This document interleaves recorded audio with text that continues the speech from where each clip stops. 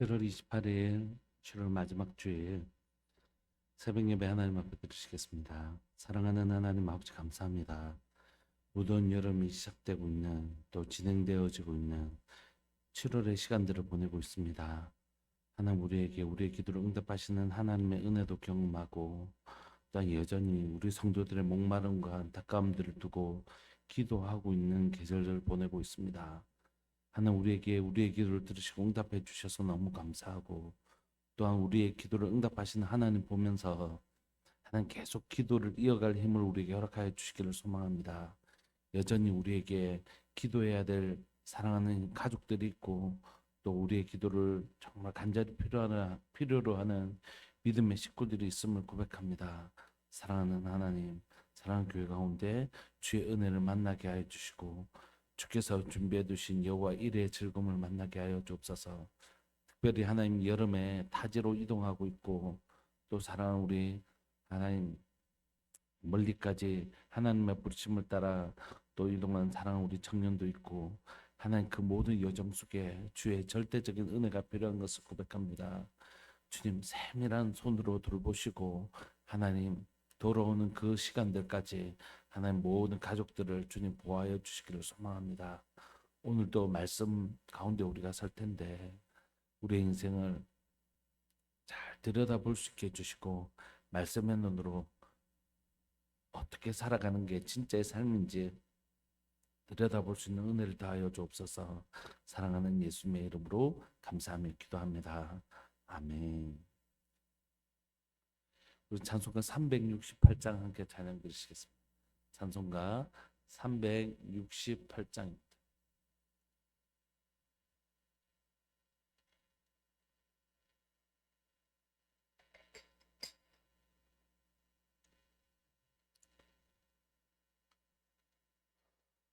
찬송가 368장. 주 예수여 은혜를 내려주사 고충 많게 하옵소서. 이주리고 목마른 나의 맘에 주 성령을 부소서. 주 예수여 충만한 은혜 내 영혼에 부소서. 주 예수만 나의 힘되고 내 만족함 됩니다. 주 예수여 죄에서 풀어주사 날 정결케 하옵소서. 이 세상의 유혹이 나의 맘에 틈 못하게 하옵소서. 아멘. 주 예수여 충만한 은혜 내 영혼에 부소서. 주 예수만 나의 힘되고 내 만족함 됩니다. 옛 야곱이 천사와 씨름하던 그 믿음을 주옵소서. 이 세상의 흉흉에도 날 평안케 하옵소서. 주 예수여 충만한 은혜 내 영혼에 부소서. 주 예수만 나의 힘되고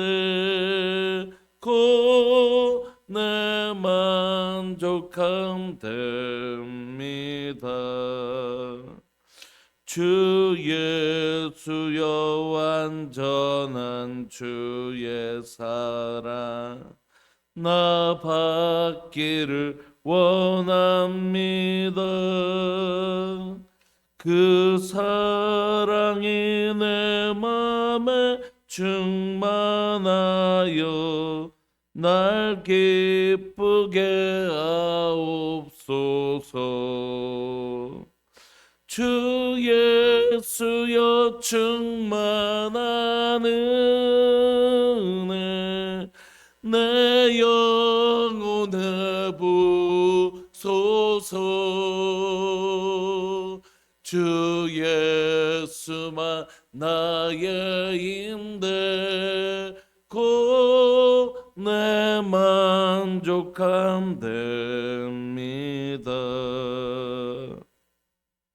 내 마음에 임하신 주의 성령 늘 계실 줄 믿습니다.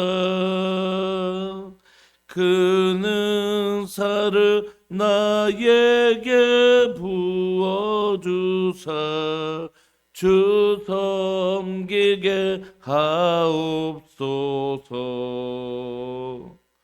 주 예수여 충만한 은혜 내 영혼에 부소서.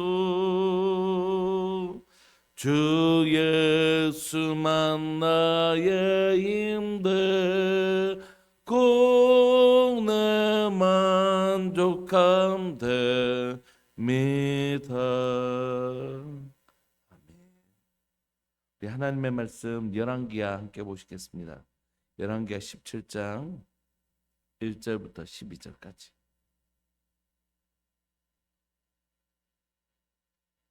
열왕기하 7장 17장 1절부터 12절까지. 우리 한 목소리 합독하실까요? 시작.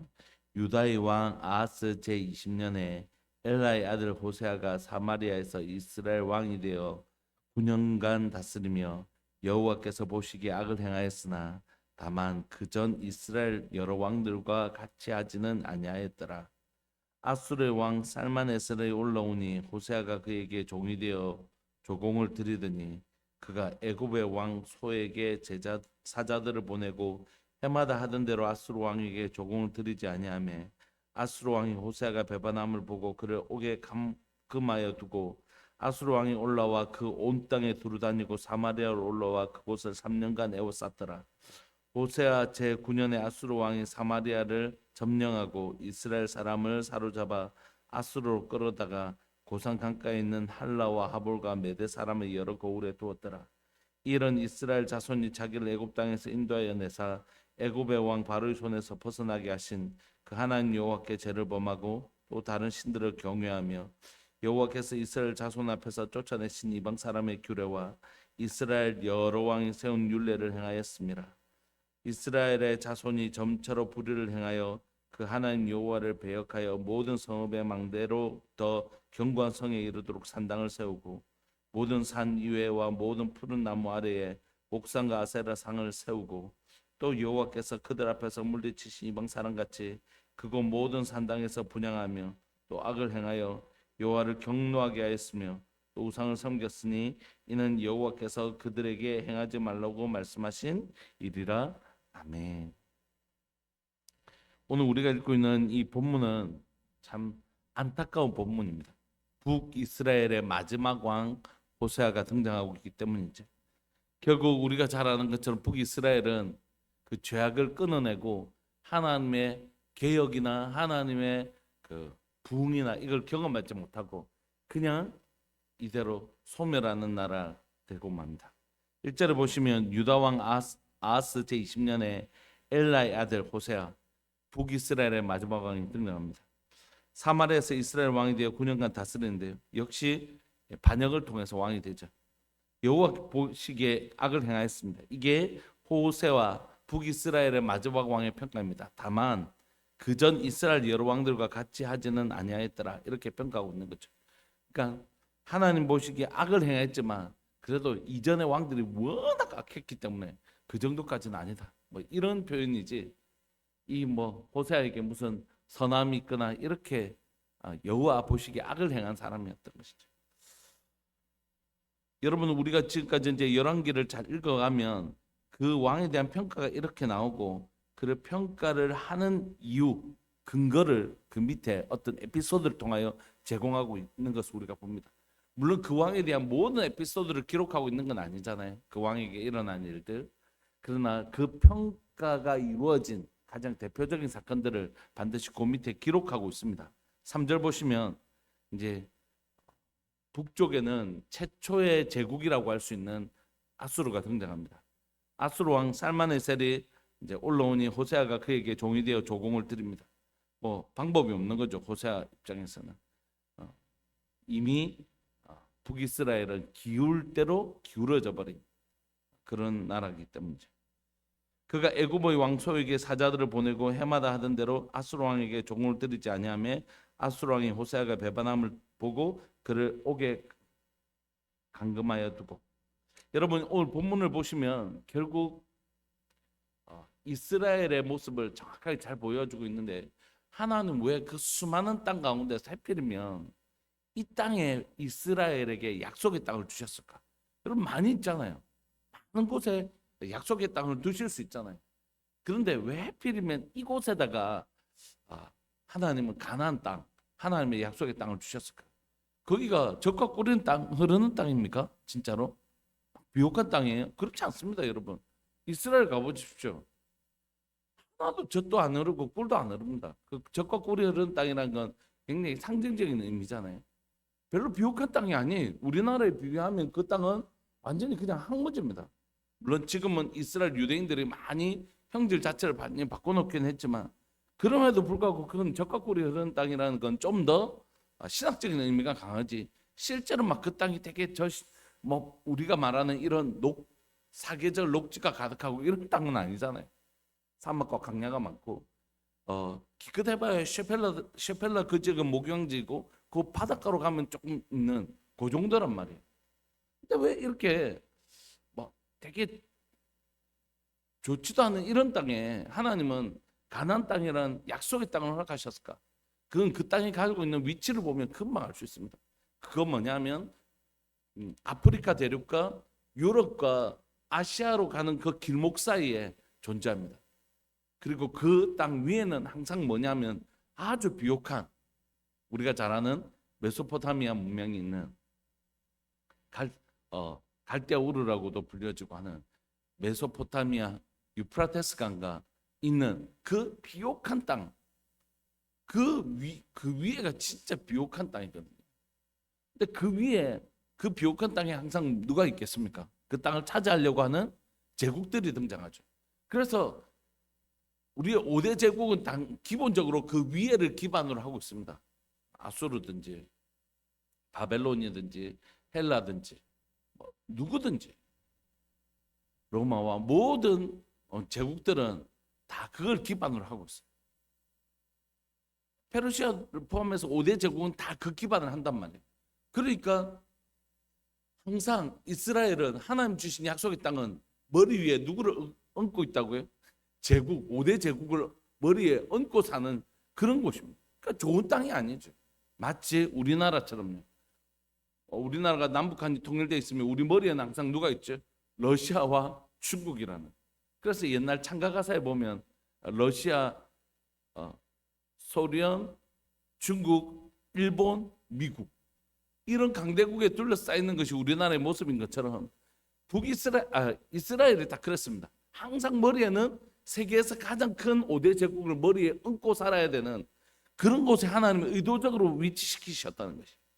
그래서 위에는 비옥한 땅을 주셔서 항상 제국 있게 만드시고, 이 땅에는 별로 자원도 없고 별로 이곳은 하늘에 비를 내리지 않으면 먹고 살 수 없는 곳이었습니다. 밑에는 또 뭐가 있죠? 바로 애굽이 있죠. 여러분, 애굽은 농사하는 방법이 틀립니다. 농사하는 방법이 다릅니다. 나일강이란 강을 통해서 물이 없으면 물을 끌어다 쓰는 관계 농업을 했어요. 그러니까 물이 안 와도 나일강의 물로 어느 정도 농사를 지을 수 있었습니다. 근데 이런 걸 정확하게 천수답이라고 하죠. 하늘에서 비가 내리지 않으면 농사를 지을 수 없는 곳. 그게 뭐냐면 이스라엘입니다. 왜냐하면 물을 그대로 다 흘러보내기 때문이죠. 그래서 하나님께서 이른 비와 늦은 비로 비를 주시지 아니하면 살 수 없는 곳. 그게 이스라엘 땅이에요. 그게 이 땅의 특징은 뭐냐면 철저하게 하늘만 바라보게 하시는 곳. 이게 이 땅이 주는 강력한 메시지입니다. 하늘을 바라보지 않고는 하나도 다른 방법이 존재하지 않는 것. 하늘의 하나님의 도움을 의지하지 않고는 절대 살 수 없는 땅. 그게 바로 이 땅이 위치하고 있는, 또 이 땅이 가지고 있는 특징이었습니다. 근데 만약에 이 땅이 만약에 하나님을 의지하지 않으면 어떻게 될까요?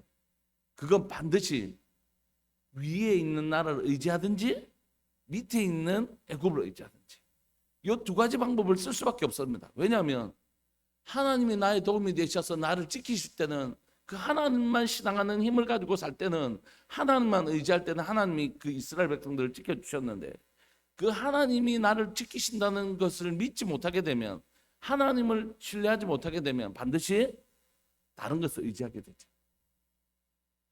그러니까 이스라엘은 북쪽을 의지하든지 제국을 의지하든지, 안 되면 밑에를 애굽을 의지하든지, 아니면 왔다 갔다 하든지, 그러다가 망하는 거죠. 물론 근본적으로 죄악 때문에 망하는 것이죠. 그래서 오늘 본문에 보시면 4절에 3절에는 이 호세아가 누구에게 종이 되었다고요? 북쪽 아수르의 종이 되었죠. 이런 상황들을 조금 이해하시면 오늘 본문이 훨씬 더 조금 쉽게 이해되실 거라고 생각합니다. 3절에 보시면 위에 제국인 아수르의 종이 되었다가 이제 계속해서 그쪽에서 무리한 조공을 요구하니까 이제는 어떻게 해요? 갈아타는 거죠. 밑으로. 4절, 그가 애굽의 왕 소에게 사자들을 보내고 해마다 하던 대로 아수르 왕에게 조공을 드리지 아니하니까 아수르 입장에서는 너희들이 조공하는 것을 멈추고 우리를 배반해 하고 내려온 것입니다. 그리고 그를 잡아버린 것이죠. 여러분, 이 호세아는 누가 도와줄 거라고 생각했겠습니까? 애굽이요. 애굽이 못 도와주죠. 지금 아수르가 얼마나 강한데. 결국 하나님만 의지하지 않고 잔머리 쓴 거예요. 하나님만 의지하지 않고 사람을 의지하는 이 삶은 결국 옥에 가두어지는 신세가 됩니다. 아수르 왕에게 종을 들이지 아니하고 결국 그를 감옥에 가둡니다. 5절 보시면 아수르 왕이 올라와 그 온 땅에 두루다지고 사마리아로 올라와 그곳을 3년간 에워쌉니다. 그러니까 딱 말려 죽이는 거죠. 우리가 이미 앞때 살펴보았던 것처럼 3년간 에워싸서 이 사마리아 땅을 그냥 정말 굶겨 죽이는 것입니다. 6절에 호세아 제9년에 아수르 왕이 사마리아를 점령하고 이스라엘 사람을 사로잡아 갑니다. 북이스라엘 마지막 시간들이죠. 아수르로 끌어다가 이 아수르의 정책은 바벨론 정책하고 다른데요. 다 흩어버립니다. 그 나라의 색채를 완전히 잃어버리게 만듭니다. 그래서 아주 멀리 고산강가에 있는 할라, 하볼, 메대 사람의 여러 그울로 흩어버립니다. 그러면 이 유대인들은 유대인의 정체성을 잃어버리게 되는 거죠. 완전히 이 사람이 어느 민족이 사람인가를 색채로 완전히 지워버리려고 하는 것입니다. 그럼에도 불구하고 하나님은 이 북이스라엘을 남겨두시죠. 북이스라엘 나라도 망하고 이 사람들이 흩어져 버려 있지만, 그러나 그곳에서도 이때부터 디아스포라 된 사람들은 여전히 그래도 자기가 하나님의 백성인 것을 인식하고 살았을 거예요. 그래서 유대인으로 아직까지도 자신이 유대인 것을 인식하고 돌아오잖아요. 결국 북이스라엘의 마지막은 이렇게 될 수밖에 없었습니다. 17절, 이 일은 이스라엘 자손이 이 일을 해석하는데요, 자기를 애굽 땅에서 인도하여 내사 애굽의 왕 바로의 손에서 벗어나게 하신 그 하나님 여호와께 죄를 범하고 또 다른 신들을 경외하며 여호와께서 이스라엘 자손 앞에서 쫓아내신 이방 사람의 규례와 이스라엘 여러 왕이 세운 율례를 행했기 때문이다라고 얘기하는 것입니다. 여러분, 결국 북이스라엘에 대한 평가를 잘 보시면 좋을 것 같아요. 여러분, 어떤 관점으로 보느냐에 따라서 그 사람의 가치관이 결정되어지고 그 사람의 방향이 결정됩니다. 저 한 번만 봐주시면 제가 이렇게 보고 가잖아요. 그럼 이렇게 걸어가는 것입니다. 근데 제 목표가 여기 있지 않습니까? 그럼 이 사람은 이렇게 걸어가는 것이에요. 이 사람의 목표가 저기 있으면 이렇게 걸어가는 것이고, 이 사람에게 가장 소중한 것이 돈이라고 생각하면 이 사람은 원하든 원하지 않든 이 사람은 돈을 바라보면서 이 방향으로 가게 돼 있습니다. 그래도 내가 사람이 한번 하다 보면 명예가 중요하지 하면서 이쪽 바라보고 쭉 가면 이 사람은 이 길로 간다고요. 그러니까 성경 안에서 내가 어떤 눈으로 이 사람 잘 살았어, 이 사람 못 살았어 라고 하는 눈이 왜 중요하냐면 그 눈이 그 사람을 반드시 그렇게 살게 만들기 때문에. 그래서 우리가 흔히 자주 여러분들하고 나누는 것처럼 신랑은 돈 잘 번다, 시집 잘 갔네, 이 가치관은 그렇게 살게 만드는 것입니다.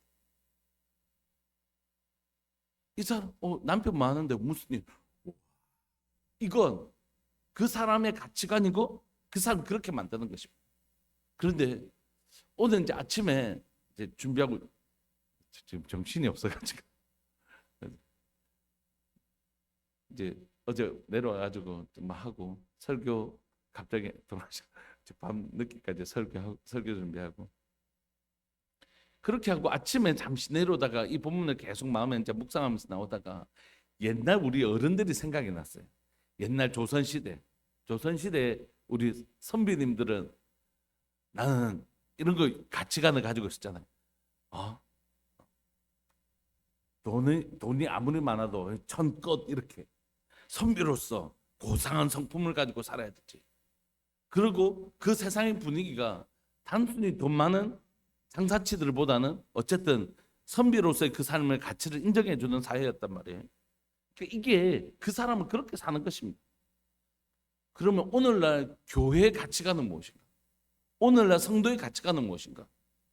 우와, 돈 많으면 우와, 건물이 크면 와, 이건 이 사람의 가치인 거지. 오늘 우리가 이제 낮에도 솔로몬을 살펴볼 텐데 우리가 그거 와 하면 그게 그 사람의 가치관. 성경은 어떤 가치관을 가지고 본다. 자꾸 이게 괴리가 되면 머리는 정말 잘하는데 삶이 안 잘하는 거예요. 삶이. 왜냐하면 말은 막 문제를 내면 척척 맞춰도 삶은 여전히 이것에 보고 와 나도 한번 저렇게 와 이렇게 되는 거예요. 결국 그렇게 돼요. 우리가 잘 아는 것처럼 북이스라엘에서 가장 융성한 때는 오므리 왕조 때입니다. 그리고 여로보암 2세 때. 그게 가장 풍성한 때입니다. 그러나 그때 가장 악한 때죠. 성경은 그것 때문에 사실 이스라엘이 망했다 이렇게. 오늘 본문에도 결국 이스라엘이 망한 게 된 이유를 명확하게 얘기하지 않습니까? 이 일은 이스라엘 자손이 자기를 애굽 땅에서 인도하여 내사 애굽의 왕 바로의 손에서 벗어나게 하신 그 하나님 여호와께 죄를 범하고 또 다른 신들을 섬겼기 때문입니다.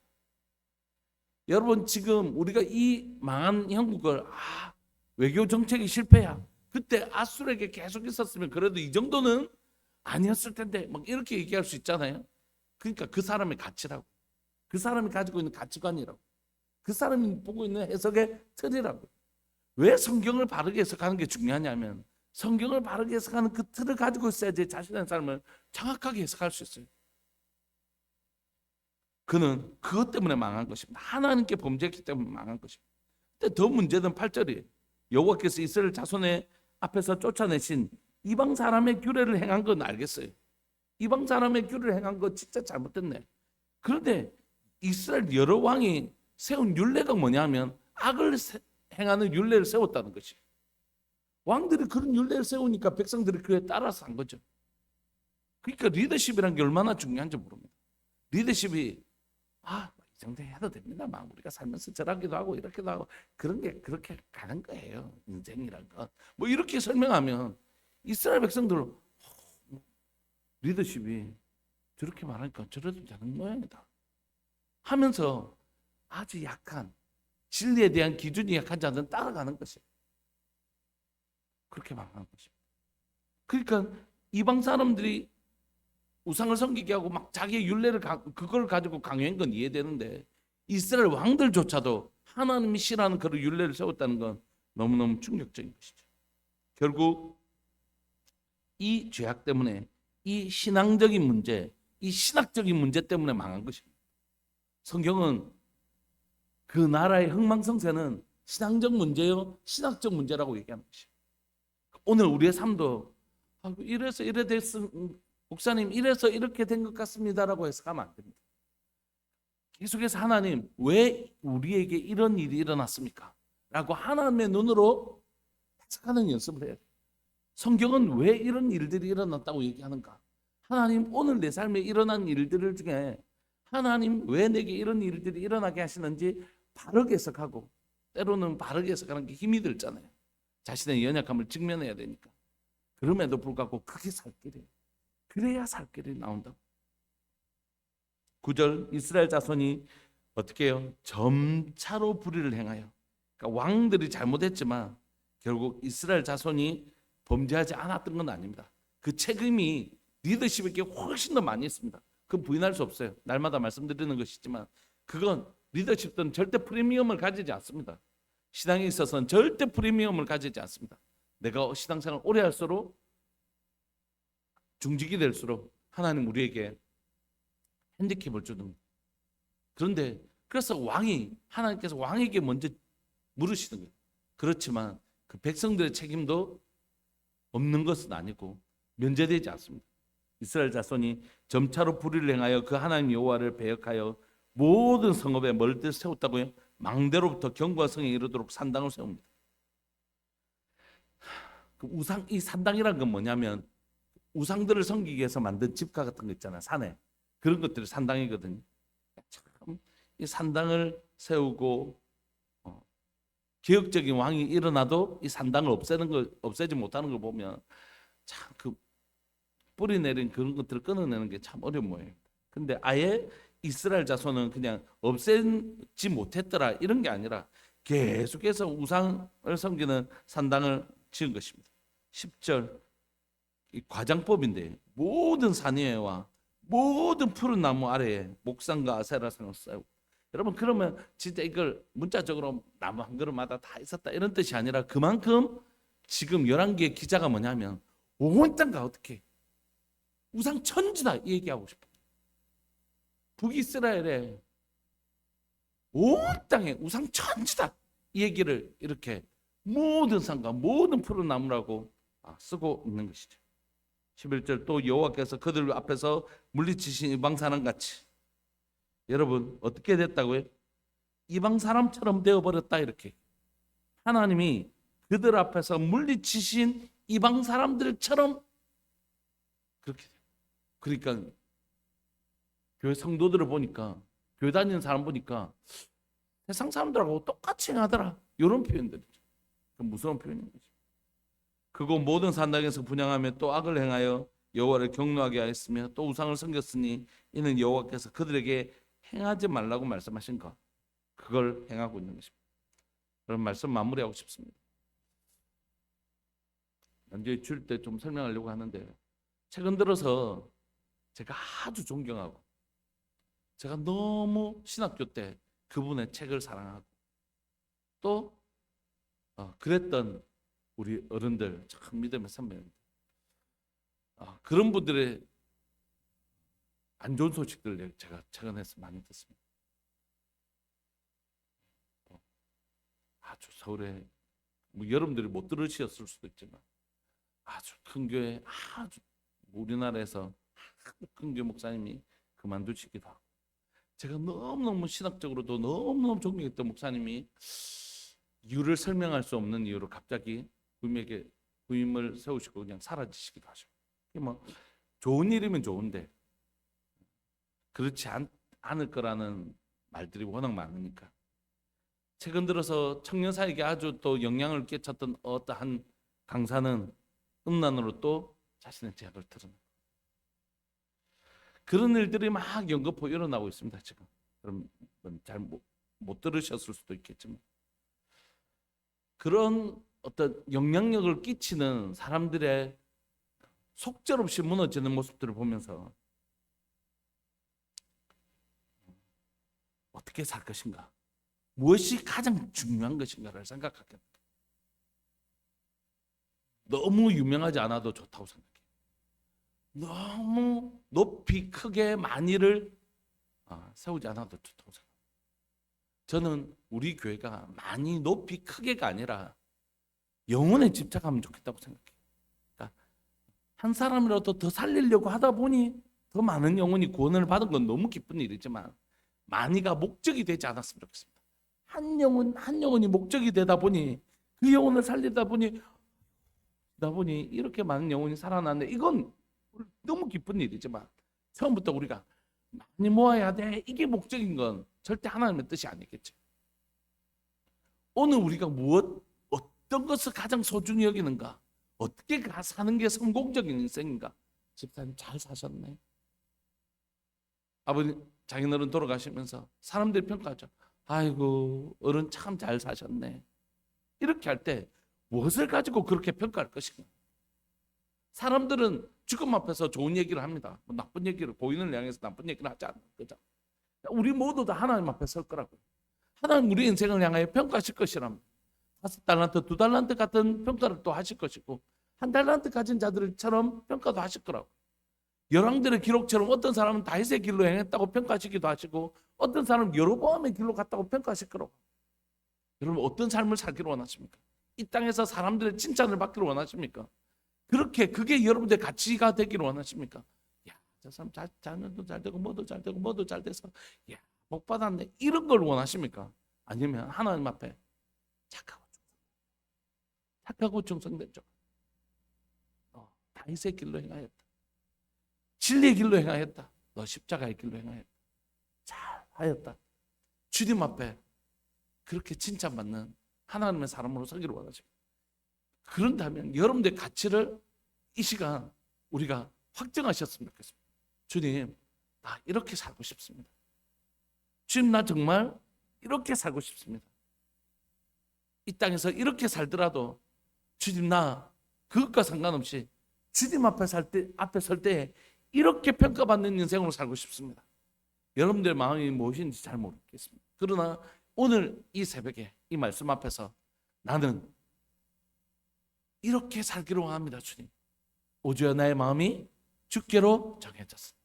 하나님을 향하여 뜻을 정하는 여러분들의 마음을 하나님 앞에 곱게, 하나님 이런 마음으로 주님 앞에 살고 싶습니다. 그렇게 구별하시는, 하나님을 향해 뜻을 정하시는, 우리의 가치관이 선명해지는, 진짜 어떻게 사는 게 가장 아름다운 삶인지 우리의 마음을 확정하시는 귀하고 복된 주일 새벽 되시기를 간절히 바라고 소망합니다. 우리 시간 동성을 한번 기도하실까요? 기도하시면서 하나님, 내 마음을 이렇게 주님 앞에 정합니다. 내 마음을 받아 주옵소서. 내 마음을 주님 받아 주옵소서. 나도, 우리 아이들도, 우리 손주들도, 우리 가문이 주님 앞에 서는 날까지 이 길을 걸어가기를 원합니다.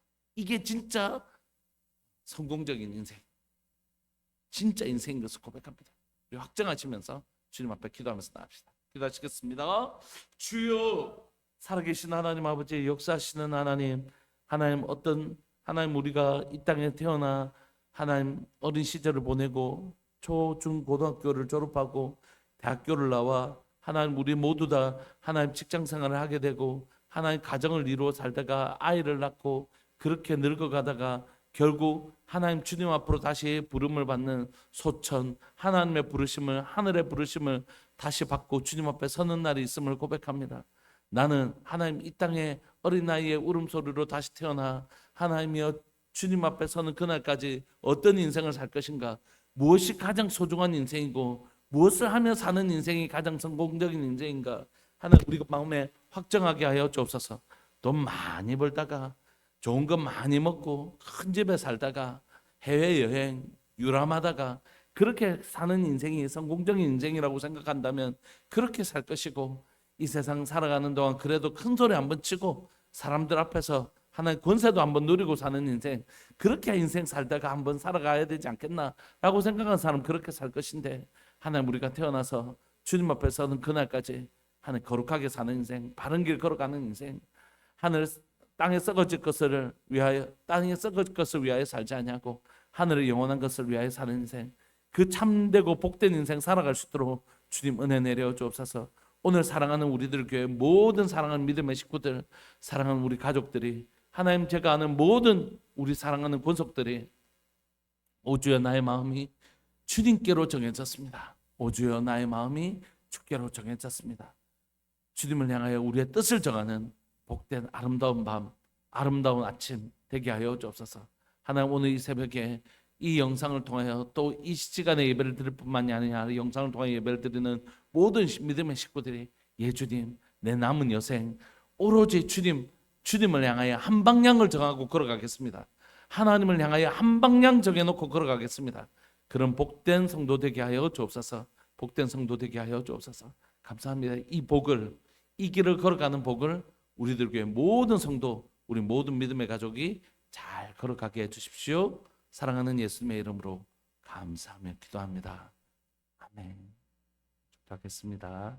지금은 우리 주 예수 그리스도의 은혜와 하나님 아버지의 사랑과 성령 하나님의 교통하심과 돌보심의 은혜가 죄악의 길을 떠나 오직 주님이 기뻐하시는 다윗의 길, 예수의 길, 십자가의 길 걸어가기를 소망하는 우리들 교회 모든 믿음의 식구들을 위해 영원토록 함께 있을지어다. 아멘. 사랑으로 축복합니다. 이 길 걸어가는 우리들 교회 됩시다. 함께 기도하시겠습니다.